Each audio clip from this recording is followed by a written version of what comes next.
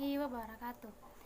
Perkenalkan, nama saya Windy Trinaya Gusti, NIM 9931096, berasal dari Pendidikan IPA 2019. Baiklah, di sini saya akan menjelaskan tentang administrasi kurikulum. Kita ketahui sebuah proses pendidikan sangat ditentukan oleh sebuah kurikulum. Kita tahu apabila seseorang telah menyelesaikan studinya, pasti mereka menginginkan untuk masuk ke dunia kerja atau dunia industri yang mereka sesuai dengan pilihan mereka. Nah, banyak kita lihat pada saat sekarang ini banyak lulusan yang tidak diterima di dunia kerja atau dunia industri. Mengapa hal ini sering terjadi? Mengapa tidak banyak lulusan yang tidak diterima di dunia kerja atau di dunia industri? Mungkin salah satu penjawabnya yaitu tidak mampu mencari peluang. Jadi untuk menjawab keinginan industri atau keinginan dunia kerja harus ditentukan oleh kekuatan lembaga pendidikan, dan kurikulum harus mampu menjawab keinginan dari dunia kerja atau dunia industri. Baiklah, pertama kita akan memasuki pengertian administrasi kurikulum. Pertama, pengertian administrasi. Kata administrasi berasal dari kata ad dan ministro. Ad berarti kepada dan ministro berarti melayani. Nah, dalam arti sempit, administrasi berarti sebuah pekerjaan tulis-menulis atau ketatausahaan. Dalam arti bebas, administrasi ini berarti sebuah kegiatan pelayanan atau pengabdian terhadap suatu subjek tertentu. Jadi dapat disimpulkan administrasi adalah proses kerjasama antara dua orang atau lebih yang didasarkan pada rasionalitas tertentu untuk mencapai tujuan yang telah direncanakan sebelumnya. Selanjutnya kita akan memasuki pengertian kurikulum. Kurikulum berasal dari bahasa Latin yaitu curriculum, yang semula berarti a writing source, especially a career resource. Jadi secara terminologi, kurikulum berarti sebuah rancangan program pendidikan yang berisi serangkaian pengalaman belajar yang akan diberikan kepada peserta didik untuk mencapai suatu tujuan tertentu yang dicapai dengan serangkaian proses pengalaman belajar.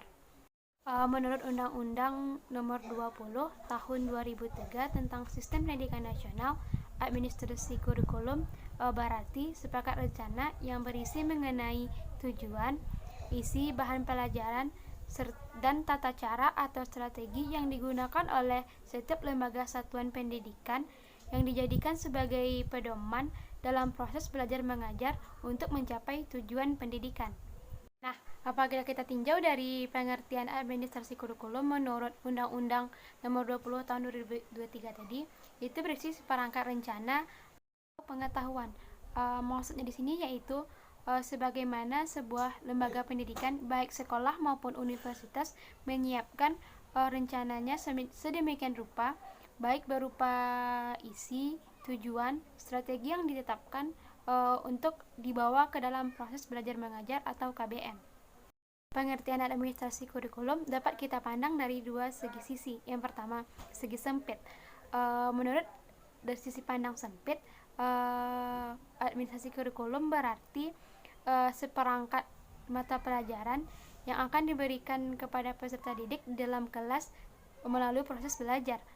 Nah, dari sudut pandang bebas, administrasi kurikulum berarti sejumlah experience atau sejumlah pengalaman dari pendidik yang dimana hal ini akan ditawarkan, dikembangkan, dan dibagikan kepada peserta didik. Maka hal ini peserta didik tidak hanya mendapatkan ilmu pengetahuan secara teori saja, tetapi juga mendapatkan pengalaman belajar baik dari dosen maupun guru. Dari kurikulum. Komponen kurikulum terbagi atas 5. Yang pertama yaitu kurikulum itu sendiri, yang kedua berisi tujuan, yang ketiga isi, yang keempat metode yang digunakan, dan terakhir yaitu evaluasi. Baiklah, kita akan membahas tentang komponen dari kurikulum. Yang pertama yaitu kurikulum.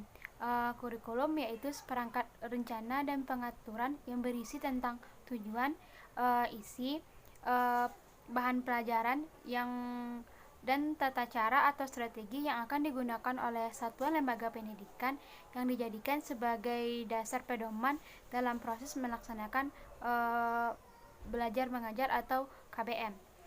Komponen yang kedua yaitu tujuan. Tujuan berisi tentang sasaran yang akan dicapai oleh suatu kurikulum.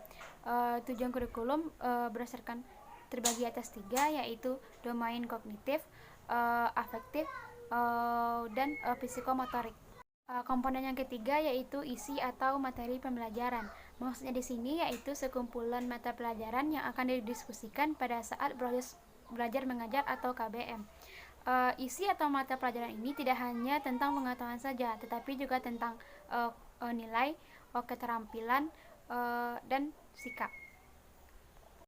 Metode keempat dari komponen kurikulum ini yaitu metode. Maksudnya di sini yaitu jalan atau cara yang digunakan pada proses pembelajaran. Metode yang dipilih harus berdasarkan dengan tujuan yang telah dirumuskan. Seperti dalam proses pembelajaran, kita bisa menggunakan metode ceramah, diskusi atau metode yang lainnya. Metode pembelajaran sangat berkaitan dengan strategi pembelajaran yang telah dirumuskan untuk mencapai tujuan pendidikan.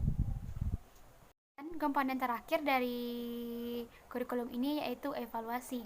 Evaluasi harus dilakukan secara bertahap, berkesinambungan, dan bersifat terbuka. Dari evaluasi ini akan diketahui tentang kegiatan atau permasalahan yang dihadapi oleh siswa selama pembelajaran atau kemajuan yang dihadapi oleh siswa selama proses pembelajaran. Kita ketahui bahwa bidang administrasi kurikulum juga mencangkup di dalamnya yaitu pelaksanaan kurikulum, pembinaan, penyusunan silabus, persiapan harian, dan juga termasuk yaitu pembelajaran. Apabila setiap komponen kurikulum ini dijalankan dengan baik dan benar, maka akan bisa menjawab kebutuhan dari dunia industri atau dunia kerja, di mana setiap lembaga pendidikan harus memikirkan dalam perumusan kurikulum yang mereka punya, baik itu setiap prodi maupun jurusan, agar setiap lulusan yang dihasilkan memiliki kriteria yang sesuai dengan dunia kerja. Nah, kita ketahui bahwa setiap kurikulum harus memiliki tujuan yang sangat jelas, di mana setiap lulusan yang dihasilkan bisa diterima dan ditunggu oleh dunia kerja. Maka dengan hal ini, dunia kerja atau dunia industri akan menjadi landasan untuk melakukan perubahan terhadap kurikulum.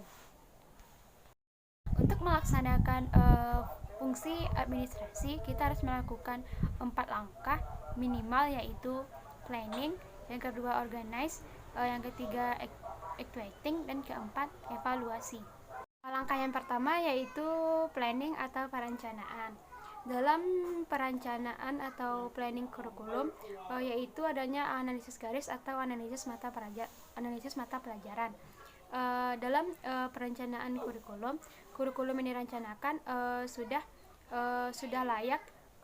layak dilakukan perbaikan dan dikembangkan.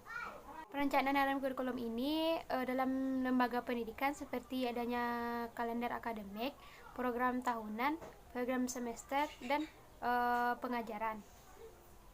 Dalam perencanaan kurikulum yang direncanakan harus berdasarkan ekspektasi terhadap masalah yang dihadapi oleh siswa sebelumnya. Dalam perencanaan kurikulum harus diperbaiki karena hal ini akan berguna untuk meningkatkan kualitas pendidikan. Langkah yang kedua yaitu pengorganisasian atau organize, yaitu program yang akan dilangsungkan atau dilaksanakan oleh satuan lembaga pendidikan. Pengambilan kebijakan atau pengambilan keputusan ini oleh dosen atau guru harus disosialisasikan kepada siswa atau mahasiswa agar keputusan yang diambil akan menghasilkan suatu orang yang akan ahli di bidangnya atau penempatan orang sesuai dengan keahliannya. Yang ketiga yaitu pelaksanaan atau actuating, yaitu proses pelaksanaan dari kegiatan belajar mengajar baik yang dilakukan oleh guru dengan siswa, dosen dengan mahasiswa di dalam kelas, yang dimana hal ini akan terjadi proses implementasi dari kurikulum yang telah direncanakan sedemikian rupa oleh sekolah maupun perguruan tinggi. Dalam proses pelaksanaan atau activating, peserta didik akan berlangsungnya proses belajar mengajar yang dimana peserta didik akan mendapatkan proses pengalaman belajar, baik berbagai macam teori, keterampilan baik itu hard skill maupun soft skill. Hard skill dan soft skill ini akan dibawa oleh peserta didik atau mahasiswa yang setelah lulus untuk ke dunia kerja. Kurikulum yang diberikan kepada peserta didik harus menjawab keinginan dari dunia industri atau keinginan dari dunia kerja. Hal ini dikarenakan apabila seorang peserta didik sudah lulus atau mahasiswa sudah lulus, mereka akan cepat mendapatkan pekerjaan. Proses terakhir yaitu dilakukannya evaluasi. Evaluasi adalah proses melihat apakah tujuan sudah sampai atau tidak, atau melihat sejauh mana tujuan telah tercapai. Dalam evaluasi ini kita juga bisa melihat apa saja masalah yang akan terjadi sehingga kita dapat memberikan tindakan atau solusi terhadap masalah yang terjadi. Evaluasi dilakukan oleh semua pihak, baik itu pimpinan tertinggi, dosen maupun guru. Dosen atau guru adalah ujung tombak ketika melakukan kegiatan proses belajar mengajar di dalam kelas. Dengan adanya evaluasi ini kita lebih mengetahui tujuan kita sudah sampai di mana. Dengan adanya evaluasi ini kita mengetahui masalah yang dihadapi oleh siswa selama proses pembelajaran. Maka hal ini akan menjadi pedoman dasar bagi guru atau dosen untuk melakukan perbaikan kurikulum untuk selanjutnya. Apabila semua ini dilakukan dengan baik dan benar, maka di setiap satuan lembaga pendidikan baik itu tingkat SD, SMP maupun SMA, permasalahan pendidikan akan bisa dapat dijawab dan pemenuhan atau keinginan dari industri bisa kita penuhi.